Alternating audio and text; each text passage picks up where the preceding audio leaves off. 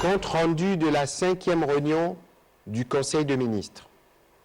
Le président de la République, Félix Antoine Tshisekedi Tshilombo, a présidé ce vendredi 28 mai 2021 par visioconférence la 5e réunion du Conseil des ministres du gouvernement de la République. 6 points étaient inscrits à l'ordre du jour, à savoir 1. La communication du président de la République, chef de l'État.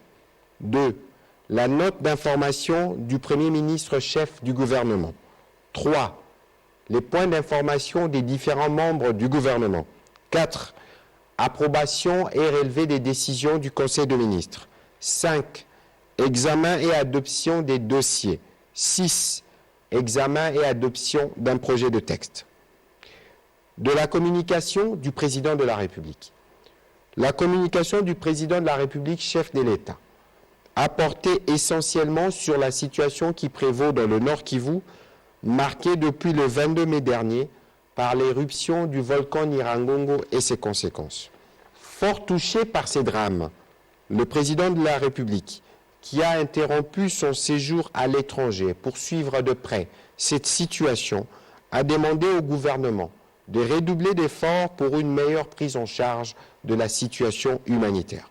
Il a exhorté à poursuivre les efforts pour préserver la sécurité et le bien-être de la population sur les différents lieux d'accueil. En outre, il a instruit le gouvernement à mettre fin à toute forme de tracasserie telle que dénoncée par les populations en cours des déplacements sur les différents axes de la province du Nord Kivu. Tous ceux qui seront désignés comme responsables de ces écarts seront immédiatement et sévèrement sanctionnés. Il a formulé les vœux de voir le gouvernement créer un service public de protection civile et de prévention de catastrophes pour permettre à la République d'avoir le cadre approprié qui lui permet de prendre des précautions en amont et d'orienter ses interventions sur le terrain. À propos des risques qui pèsent, notamment sur le lac Kivu, il a chargé le ministre des Hydrocarbures de tout mettre en œuvre pour entrer en contact avec l'opérateur désigné devant entamer les travaux de dégazage du lac Kivu et du golfe de Kabuno. Sur le plan sécuritaire, le président de la République, chef de l'État, commandant suprême de forces armées de la République démocratique du Congo et de la police nationale congolaise, a salué les efforts constants de nouvelles autorités militaires dans les provinces de l'Ituri et du Nord Kivu pour vaincre l'ennemi. Il a demandé au gouvernement de saisir le Parlement pour obtenir la prorogation de 15 jours de l'état de siège permettant à nos officiers de continuer les déploiements de leur plan. 2. De la note d'information du Premier ministre chef du gouvernement. Pour sa part, le Premier ministre chef du gouvernement a centré sa note d'information sur la gestion par les gouvernements de l'éruption volcanique du Nyiragongo.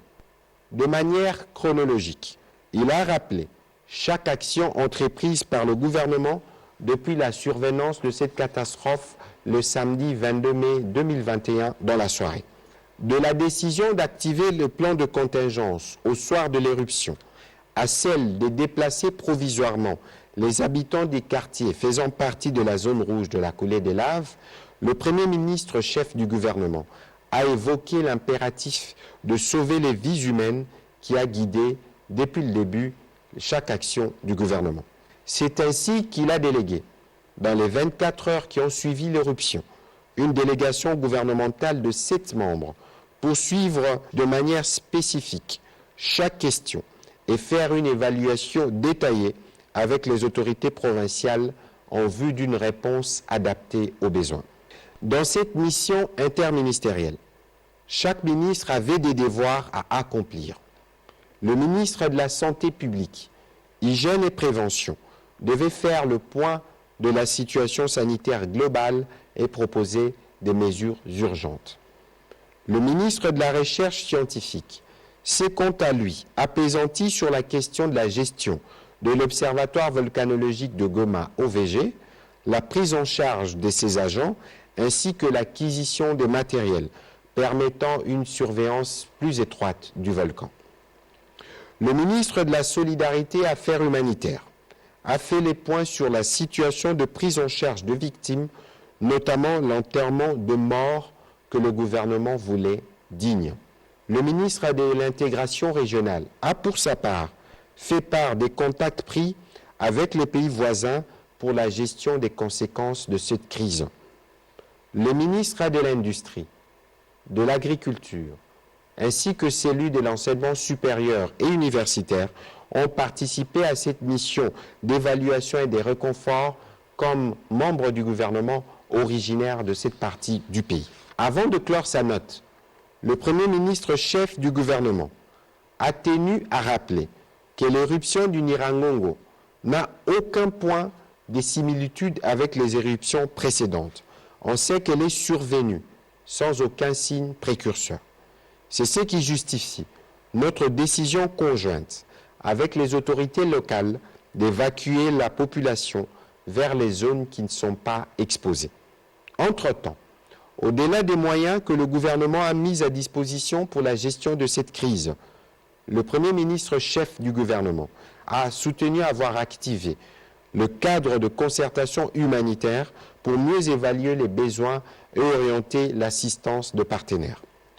Le gouvernement a pu, en un temps record, avec l'apport de quelques partenaires et de la société civile de Goma, ouvrir le tronçon routier qui relie Goma à Rutshuru pour permettre d'assurer non seulement l'approvisionnement en denrées alimentaires, mais aussi les déplacements des habitants de la zone rouge vers Rutshuru. Dans le même ordre d'idées, des fonds ont été débloqués pour la réhabilitation du site de Bouchara de la Régie des Eaux qui a été endommagé par la lave. Dans les mêmes registres, des efforts sont en cours pour la réhabilitation du réseau électrique qui paralyse les fonctionnements de la principale station de pompage d'eau dans la ville de Goma. Enfin, le Premier ministre a réitéré l'engagement du gouvernement de continuer à suivre de près, avec les autorités provinciales et les experts de l'Observatoire volcanologique de Goma, l'évolution du comportement du volcan. Entre-temps, la sismicité et la déformation du sol observées jusque-là indiquent la présence de magma sur la ville de Goma avec une extension sur le lac Kivu. Par conséquent, l'hypothèse d'une nouvelle éruption à terre ou sous les lacs n'est pas encore totalement écartée. Point 3, point d'information. Le vice-premier ministre, ministre de l'Intérieur, décentralisation, sécurité et affaires coutumières, a fait l'état du territoire national dominé par la gestion de l'éruption volcanique du Nyiragongo et des réactions que cela a suscité à travers tout le pays. Il a aussi abordé le point relatif à la poursuite de l'état de siège dans les provinces de l'Ituri et du Nord Kivu. Abordant les autres points de sa communication, le vice-premier ministre, ministre de l'Intérieur, a souligné le mécontentement croissant de la population de Kinshasa sur la persistance de la carence en eau potable fournie par la Régie des eaux. Pour sa part, le ministre de la Défense et ancien combattant a présenté les bilans de l'évolution des opérations dans les deux provinces sous état de siège pour la période allant du 21 au 27 mai 2021. 2 éléments ADF ont été neutralisés, 2 autres de groupes armés et 22 autres ont été capturés. Les forces armées de la République démocratique du Congo ont aussi récupéré une importante quantité d'armes et de munitions. Il a indiqué que la pression militaire exercée sur ces terroristes dans le Nord Kivu, visant à démanteler leur réseau de financement, des recrutements et des renseignements, produit des effets. L'intensité de leur activisme a considérablement diminué, surtout vis-à-vis des cibles militaires. Dans le cadre de la poursuite de la collaboration entre les armées de la République démocratique du Congo et de l'Ouganda, une délégation d'officiers ougandais a brièvement séjourné à Beni le 25 mai 2021 pour un échange de renseignements avec leurs homologues congolais, et ce, conformément au mécanisme régional défini par les pays signataires. Il a été démantelé en territoire de Aru, un réseau de criminels et de tueurs en série qui s'illustre par l'enlèvement et la décapitation des victimes. À propos de la crise consécutive à l'éruption du Nyiragongo, le ministre de la Défense nationale et ancien combattant est revenu sur la contribution de l'armée dans la gestion de cette catastrophe. C'est ainsi que des unités du génie militaire et du corps de santé militaire cantonnés dans la région portent secours à la population depuis la survenance de cette éruption. Point 3, au chapitre de points d'information. Évolution de la situation de la pandémie à Covid-19. La vice-ministre de la Santé, Hygiène et Prévention a fait le point de l'évolution de la situation de la pandémie. Elle a noté une légère progression des contaminations et une démotivation des prestataires qui, à ces jours, accusent des arriérés de paiement. Intervenant à ces sujets, le président de la République, chef de l'État, a chargé le Premier ministre de réunir dans les meilleurs délais les comités multisectoriels de riposte et de régler les problèmes posés par les prestataires. Il a demandé au ministre de la Santé de proposer des mesures pour renforcer l'application stricte des gestes barrières. Invité à participer à ces conseils de ministres, le gouverneur de la Banque centrale du Congo a, au point 4, fait point de l'évolution du marché d'échange ainsi que de biens et services au cours de la période du 20 au 27 mai 2021. Sur le marché d'échange, il s'est observé une stabilité avec un taux de dépréciation de 0,7% à l'indicatif et de 0,06% au parallèle. Sur les marchés de biens et services, le rythme hebdomadaire des formations des prix inférieurs s'est établi à 0,10% à la troisième semaine du mois de mai, en ralentissement comparativement au taux de 0,12% enregistré à la deuxième semaine du même mois. Quoique stable, l'économie congolaise demeure vulnérable aux éventuels chocs tant internes qu'externes. La pérennisation de la stabilité requiert la mise en œuvre de certaines mesures dans la poursuite de l'application du pacte de stabilité, la réalisation des engagements pris dans le cadre des négociations du programme avec le Fonds monétaire international et la Banque mondiale et le respect strict du plan de trésorerie du secteur public. Le gouverneur de la Banque centrale du Congo a annoncé l'aboutissement des discussions avec le Fonds monétaire international en vue de la conclusion d'un programme à moyen terme qui permettra, après son approbation par le conseil d'administration, l'octroi d'une facilité élargie de crédit sur 3 ans estimée à 1,5 milliard de dollars américains. Point 5. Approbation d'un relevé des décisions du Conseil de ministres.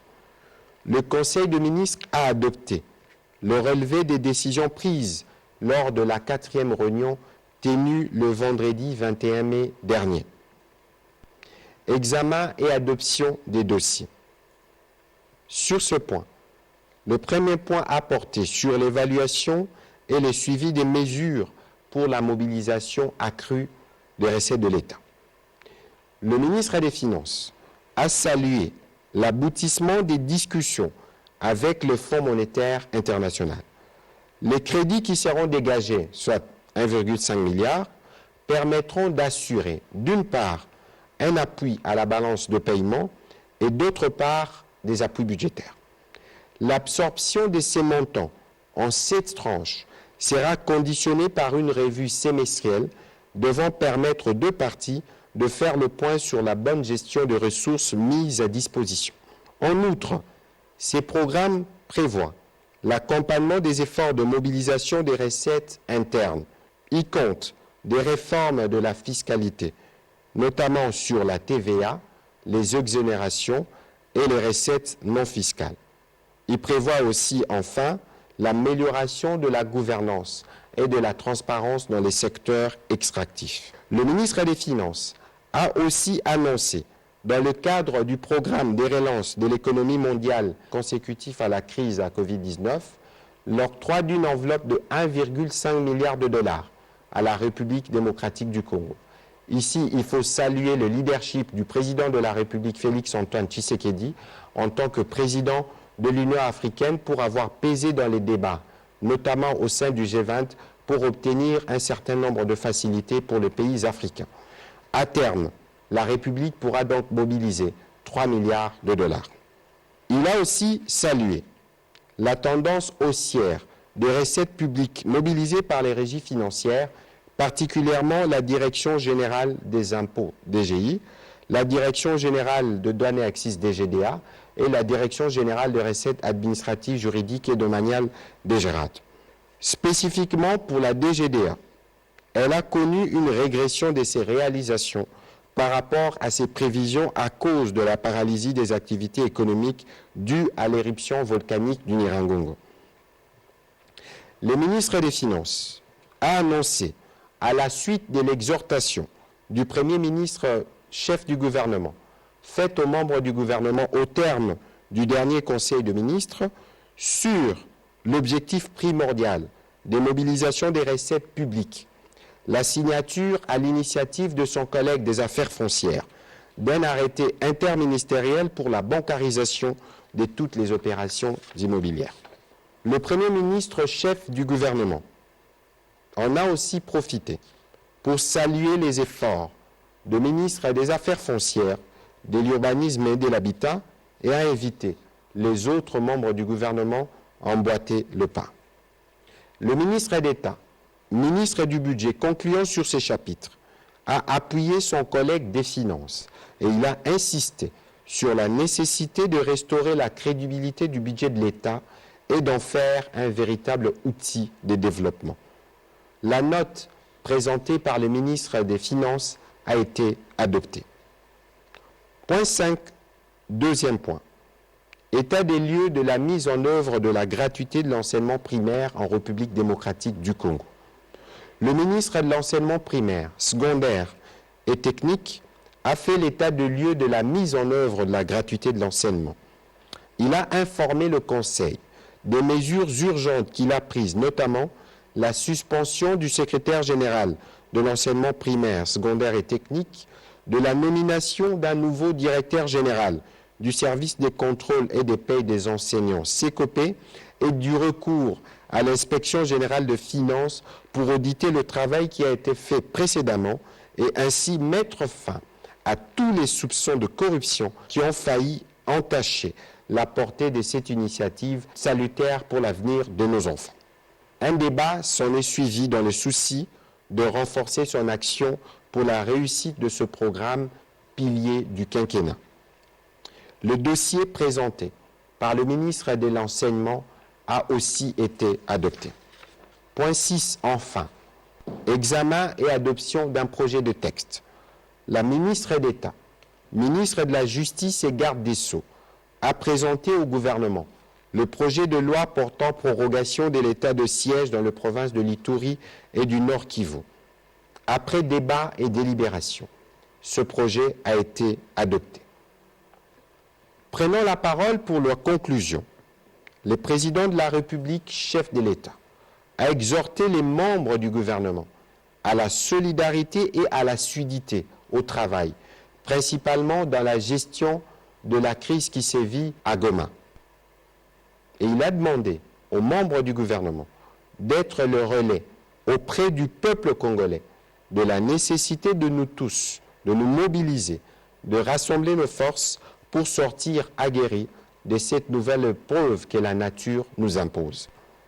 C'est par notre capacité à relever de tels défis que le peuple jugera de l'efficacité de notre action, a conclu les chefs de l'État. Commencé à 11h15, le Conseil de ministres a pris fin à 14h10. Je vous remercie.